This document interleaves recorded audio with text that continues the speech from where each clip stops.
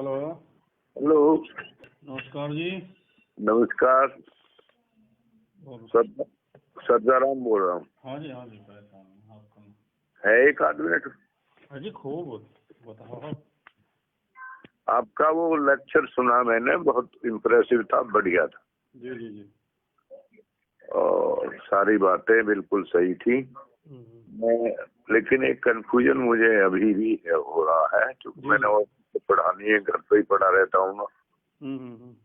तो वो मैं ये कह रहा था कि जो ठेका खेती होगी उसमें जमीन किसकी होगी? कि जमीन तो किसान की होगी, लेकिन वो किराए पे देगा नहीं, उसे उस पे एग्रीमेंट होगा नहीं। कंपनी एग्रीमेंट करेगी 1 साल से लेकर 9 साल तक के लिए। मतलब उसे क्या राइट होगा कंपनी को? कंपनी को राइट ये होगा कि वो अपनी मर्जी की फसल बुआएगी अपनी देख रेख में। नहीं, वो ठीक समझ गया मैं, लेकिन जब किसान की जमीन है वो तो कहेगा मैं तो अपनी खेती जैसे करूँ वैसे करूँ। नहीं नहीं नहीं नहीं, फिर उसका अधिकार खत्म हो जाएगा किसान का। कब? कंपनी ने मान लिया आपसे कांटेक्ट कर लिया। कॉन्ट्रैक्ट जो होता है सिविल, उसमें जो प्रोसीजर में कॉन्ट्रैक्ट एक वो होता है नहीं। वो हो गया, मान लिया वो तो मैंने। आप कंपनी हो, मैं किसान हूँ। हाँ। आप मुझसे कहोगे मैं आपकी जमीन 1 साल के लिए लेना चाह रहा हूँ, मैं आपसे वो करना चाह रहा हूँ एग्रीमेंट। ठीक। एग्रीमेंट भरा जाएगा हाँ। कि मैं 1 साल के लिए, 2 साल के लिए, 3 साल के लिए, जितना भी भरना है। हाँ। अब उसके बाद जो कंपनी कहेगी वो बीज डालना है, जो कंपनी कहेगी वो खाद देना है, जो कंपनी कहेगी उतना पानी लगाना है। हाँ, वो तो मैं समझ गया। ठीक है।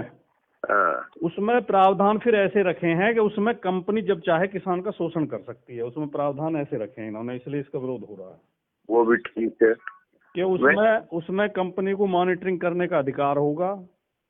नहीं, मैं सिर्फ मेरा इतना सवाल है और सब मैं सब समझ रहा हूँ कि ये जो कानून आ रहा है ये लागू होगा, और लागू होने के बाद कॉर्पोरेट है एक और एक है आगे, फिर चल के बिचौलिया उचौली छोड़ के किसान है जिसके पास अब जमीन है। आप कह रहे हैं कि कॉर्पोरेट उसको ठेके पे देगा जमीन को, या कॉर्पोरेट जो है वो किसको देगा ठेके पे? कॉर्पोरेट क्यों देगा ठेके पे? वो तो ले रहा है ठेके पे। ठेके पे ले रहा है, किसान से ले रहा है। हाँ। मतलब किसान ना दे तो कोई जबरदस्ती थोड़ी है। नहीं, तो फिर तो सारे मने कर देंगे, कंपनी देते, मतलब ज्यादातर। ये संभव है क्या? आप मान रहे हो ये संभव है? नहीं, संभव तो नहीं है। एक थ्योरेटिकल प्रश्न तो आता ही है कि वही मान लिया 50% ने दिया, 50% ने नहीं दिया, या 40 ने दिया, 60 ने ना दिया। आप जो नहीं, आप तो बहुत अनुभवी और बहुत समझदार और बहुत ज्ञान है आपको, और आप जमीन पे काम किया आपने। जब एक कल्चर शुरू हो जाती है नी। अच्छा। ये एक टुकड़ा डालना हो गया। अच्छा। जियो ने जब अपने ये सिम लॉन्च करे तो फ्री में बांटे कि हम फ्री दे रहे हैं। बीएसएनएल ठप होगी, बीएसएनएल के लोगों ने सिम फेंक के जियो के ले लिए। फिर उसने पैसे बढ़ाने शुरू कर दिए। जैसे ही बीएसएनएल खत्म हुई पैसे बढ़ाने शुरू कर दिए। पहले 99, फिर 199, अब 499 का उसका एक महीने का। ठीक है जी। मैं आपको याद दिला दूं तो ठीक है। नहीं, मेरी बात सुन लो, जो आप पूछ रहे थे मैं वही बताना चाह रहा हूँ। अच्छा। अब इन कंपनियों के पास इतनी पूंजी होती है कि साल 2 साल 3 साल का घाटा झेल सकते हैं। कोई दिक्कत, वो भविष्य देखते हैं। सड़क बना दी, पूरी जेपी ने बना दी, ग्रेटर नोएडा से आगरा तक की सड़क। अब उस पर कितने साल, 50 साल टोल वसूलेगा? 100 गुना वसूलेगा। जब शुरू में तो उसने पैसा लगाया ना, तो कहने में तो ऐसा लगता कंपनी पैसा लगा के अपने पैसे से बना रही, तुम पे क्या जोर पड़ रहा है? लगता था ऐसा जैसे धर्मात्मा है, समाज सेवा के लिए आ रहे हैं। अगर इसी सड़क को गवर्नमेंट बनाती तो इन लोगों की लुटाई तो नहीं होती जो लोगों की लगातार लुटाई हो रही है। 500 रुपए ले लें आगरा तक के एक बार जाने के। लंबे समय तक होगी यार। ठीक है जी। तो वो शुरू में आप एक गांव में आएंगे, गांव में कहेंगे भाई हम जो है, मान लिया किसान को आइडिया होता है, अब गांव में हमारे जैसे मेरे खेत जो 5,000 रुपए बीघे पे उठे हुए हैं 1 साल के लिए। अब वो कहेगा भाई हम तो इतना इतना रुपया देंगे आपको, मुझे मान ली मिल लगे 10,000 रुपए, हाँ तो किसान कहाँ रुक जाएगा, फिर भाग भाग के देगा। हाँ देगा, ठीक है, क्यों जी, ठीक है ना। बिल्कुल ठीक अब है। वो साल 2 साल 3 साल उसे जो है ठीक रेट दे देगा, हाँ और फिर कहेगा भाई अब तो ये रेट, अब तो इसमें मंदी आ गई, हम तो इस रेट में लेंगे। वो शर्तें जो है तो समझ रहा हूँ सारी बातें। एक बात और सुन लो आप, जो एक मैं आपको एक उदाहरण सुनाता हूँ, फुर्सत में तो वैसे तो कोई दिक्कत तो नहीं बात करने में? कोई भी दिक्कत नहीं। एक मैंने उसमें पढ़ा था, एक वो है अर्थशास्त्री है, वो धीरेंद्र करके, धीरेंद्र क्या नाम पूरा उसका, उसके लेख आते हैं, रेगुलर लिखता हूँ दैनिक जागरण में। अच्छा। एक बार उसने लिखा कि ये जो रियल एस्टेट जो होता है ये किस तरह काम करता है। हाँ ये जो प्लॉट और बिल्डिंग जो बना हुए हैं, हाँ उसने कहा एक आदमी सूट बूट पहन कर हाथ में सूटकेस लेके गांव में आया। हाँ उसने गांव वालों से कहा जी कुछ बिल्ली खरीदनी है। हाँ तो गांव वाले ने सोची यार आज तक तो कहीं बिल्ली खरीदना, उसने बिल्ली कौन पैसा दे रहा। हाँ, तो निका जी बिल्ली को तुम क्या खरीदोगे? नहीं हमें खरीदनी है, जरूरत है, हम 100 रुपए बिल्ली लेंगे। हाँ, अब जी गांव वाले ने पकड़ पकड़ के बिल्ली, उसने एक मकान किराए पे ले लिया हाँ, और उसमें बिल्ली रख ली वो, और उनके दूध की और खाने की व्यवस्था कर दी। हाँ, और लोगों ने 100 रुपया 100 रुपया हम बिल्ली पकड़ पकड़, गांव में जितनी बिल्ली है पकड़ पकड़ के वहां दे दी, 2-4 बिल्ली बची। हाँ, एक हफ्ता बाद एक दूसरा आदमी आया, हाँ, निक साहब कुछ बिल्ली खरीदनी है। हाँ, तो गांव वाले बोले बिल्ली इनके कुछ ज्यादा ही विशेष महत्व होगा, देखा है नहीं भाई कितने खरीदेगा? नहीं जी 500 रुपये बिल्ली। हाँ, बोले उन्होंने की साले तुमने तो 100 में लुट के तुम जो। अब जो 2-4 बिल्ली पर बच रही थी हाँ, वो कोई लेके आया तो उन्होंने 500 रुपये हम खरीद ली भाई। हाँ, ठीक है जी। जी। अब वो जो है गांव वाले उसके पास जाल लगे जिसने पहले खरीदी 100 में। हाँ, नहीं भाई हमारी बिल्ली वापस दे, हम न दे रहे तो बिल्ली, हम तो अपनी वापस ले रहे हैं। हाँ, माने की तो 300 रुपये में दूंगा। अच्छा। मैंने इन्हें दूध भी पिलाया और ये खवाया और वो खवाया, लोगों ने 300 रुपये हम बिल्ली खरीद ली, वापस हो गया 500 में बेचेंगे। हाँ, और वो जो दूसरा आया वो आया ही ना, फिर हाँ, उन्हीं की बिल्ली 100 में खरीद के 300 में बेच गया उन्हें। हाँ, इस तरह पूंजीवाद काम करता है। ठीक। ये यही करेंगे कि पहले जो थोड़ा महंगा खरीद लेंगे, हाँ, और फिर इसमें जो प्रावधान है नहीं, हाँ, जैसे खेती मतलब उस पर लेगा ना, वो किराए पर लेगा, तो पहले ये बताएगा कि हमें जो फसल बुआनी है हम उसे उस रेट में खरीदेंगे। हाँ, वो पहले तो। हाँ अब उसने कह दिया हमसे कि हम अब तुम गेहूं बो इसमें, हाँ, और उसमें फिर ये क्लॉज दिया है कि उसकी मॉनिटरिंग करेगा वो। अच्छा। अगर उसके सही तरीके से खाद बीज पानी निराई गुड़ाई जो सही नहीं हुई, उसे लगा कि किसान ने लापरवाही की है, हाँ, तो बीच में एग्रीमेंट कैंसिल कर सकता है। ठीक। ठीक है जी। ठीक। और अगर दोनों में कोई विवाद होगा पैसे वैसे को लेकर या उसको लेकर क्वालिटी को लेकर, हाँ, अगर फसल की क्वालिटी सही नहीं है वो कह सकता है इसकी क्वालिटी सही नहीं है, किसान कहेगा क्वालिटी सही है। हाँ, तो फिर उनके बीच में फैसला कैसे होगा? हाँ, उसके लिए वो प्रावधान इतना खतरनाक रखा है कि पहले एक सुलह बोर्ड बनाई जाएगी। हाँ, सुलह बोर्ड में दोनों के प्रतिनिधि होंगे, जी। वो 30 दिन के अंदर फैसला करेंगे। हाँ, 30 दिन के बाद फैसले में अगर फैसला नहीं होता है, एक पक्ष को मंजूर नहीं होता है, हाँ, तो वो एसडीएम के कोर्ट में जा सकता है।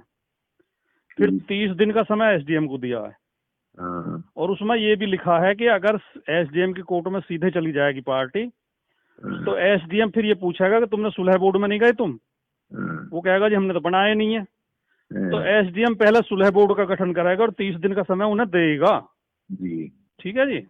जी। फिर 30 दिन के अंदर एसडीएम फैसला सुनाएगा अपना। हाँ, 30 और 30 60 दिन हो गए, 2 महीने हो गए। 2 महीने हो गए। फिर उसको एक जो पार्टी असंतुष्ट होगी उसको 30 दिन का समय अपील के लिए दिया जाएगा। 30 दिन के अंदर वो अपील कर सकता है। 3 महीने हो गए। अपीलीट कोर्ट होगी, एडीएम या डीएम जिसे डिप्यूट करे। फिर 30 दिन का समय उसे दिया गया, तो 4 महीने का टाइम पूरा है डिस्प्यूट के लिए। अच्छा। अब कौन किसान अपनी फसल खेत में छोड़कर 4 महीने उलझेगा उसमें, ये बताओ। ठीक। और क्या एसडीएम या एडीएम उनके पक्ष में, किसान के पक्ष में फैसला सुना देंगे अंबानी के सामने? ठीक। और उसमें साफ फिर ये लिखा हुआ है कि ये किसी सिविल कोर्ट की ज्यूरिडिक्शन में नहीं आएगा। हाँ।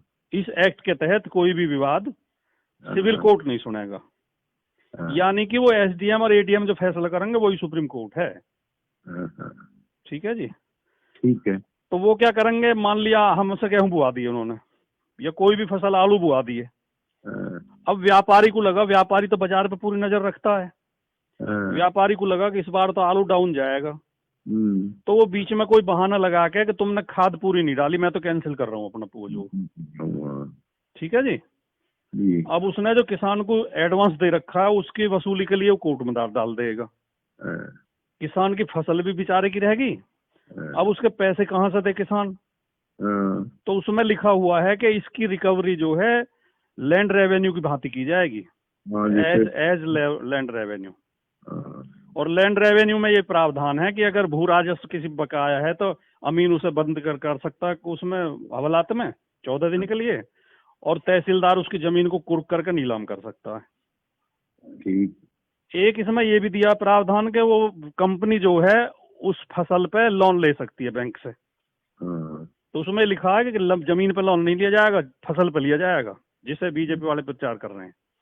लेकिन खतौनी में तो किसान की में ही चढ़ेगा वो, है जी। और मान लिया बीच में कंपनी भाग गई, तो जब तक खतौनी में सुनी हटेगा किसान तो ना अपनी जमीन बेच सकता ना उसको कोई और कुछ कर सकता, तो मजबूरी में उस किसान को चुकाना पड़ेगा वो। तो ये है। नहीं, ये तो मैं समझ रहा हूँ। और अब इसमें इतनी खबरें आ गई हैं, ये तो मोदी ने बड़ा एहसान करा इस देश में, मैं बताऊँ आपको। ये जो अड़ रहा है ना जितना, उतनी लोगों में जागरूकता फैल रही है, लोग नई नई खबरें, जो अच्छे पत्रकार लगे हुए हैं, जनवादी पत्रकार, वो नई नई खबरें निकाल के ला रहे हैं। हाँ, बहुत सारे ला रहे हैं। तो ये तो इसके गले को पड़ गया, नहीं तो ये जो पता नहीं इस देश को कहाँ ले जाता, ये तो इस पे ही घिर लेगा अभी। अब कई खबरें इस टाइप की आई हैं कि अडानी ने जो है 2016 में जमीन खरीद ली थी पानीपत में 100 एकड़। ना वो तुम्हें पता, गोदाम बना रहे हैं। और इस बिल के लागू होने से 28 दिन पहले उसने वो लाइसेंस लिया है गोदाम के लिए, उसके लिए रेलवे लाइन बिछाई जा रही है। यानी पूरी तरह खेती को इनके हाथ में देने की वो है प्लानिंग।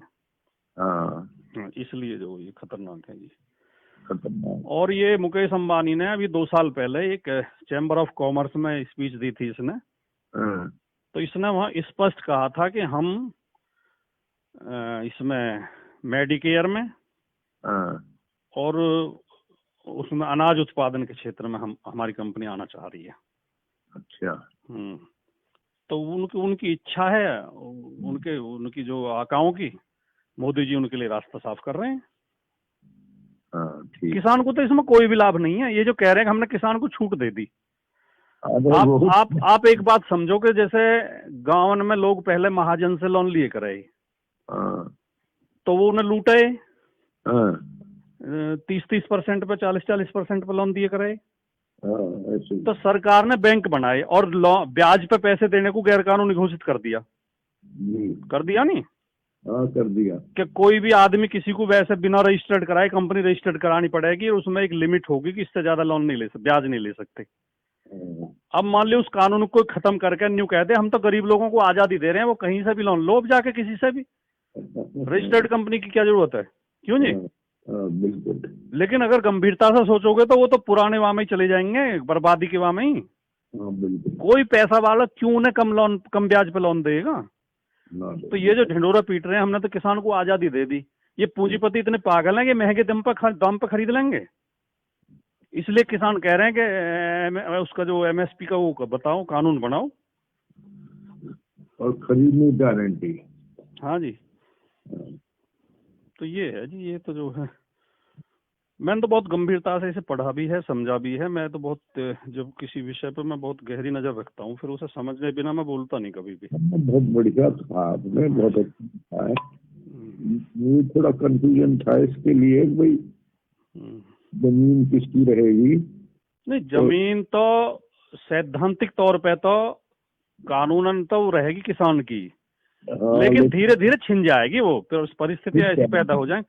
दूसरी बात यूँ है कि वो आपने एक कहावत सुनी है कि वो जो है एक सर्कस में जब ये लागू हुआ ना, जैसे ये लड़ती रहती है मेनका गांधी, एक भाई जीवों पे वो नहीं होना चाहिए, अत्याचार नहीं होना चाहिए। ये अब ये बंद हो गए ना, सर्कस वर्कस में शेर नहीं नचा सकते अब, शेर हाथी कुछ नहीं कर सकते, या मदारी भी खेल दिखाई कराए तो वो भी। तो एक सर्कस वाले ने जो उसके शेर थे वो ले जाके जंगल में छोड़ दिए। तो वे शेर जो है धीरे धीरे भूखे मर गए और कुत्ते खा गए उन्हें, कुत्ते लिपट लिपट गए, क्योंकि वो शिकार करना भूल गए थे, भूल गए, उन्हें वहाँ बना बनाया मांस मिलाया, तो उन पे ना तो शिकार हुआ ना तो वे भाग सके शिकार के पीछे। अब वे या इंतजार में बैठे रहे कि तुम्हें जैसे रोज उन्हें खाना मिले कराए सर्कस में, तुम्हें कोई खाना देगा आके, वे कुछ तो भूखे मर गए, कुछ कुत्ते ने मार लिए। तो जब किसान को हराम पच जाएगा कि साल में नगद पैसा मिल रहा है, तो धीरे धीरे किसान नकारा हो जाएंगे और वो जो खेती तो चली जाएगी, फिर उनके खेत तो चले ही जाएंगे। इनसे तो छुटकारा सभी पाना चाह रहे हैं, आप देख रहे हो अपने क्षेत्र में भाई कद हो रही है, एक बार कद मिल रहा है भाई मुआवजा। ये हाल है। ठीक है, चलो ठीक है जी, समझ आ गया, थैंक यू। अच्छा जी, नमस्कार। नमस्कार।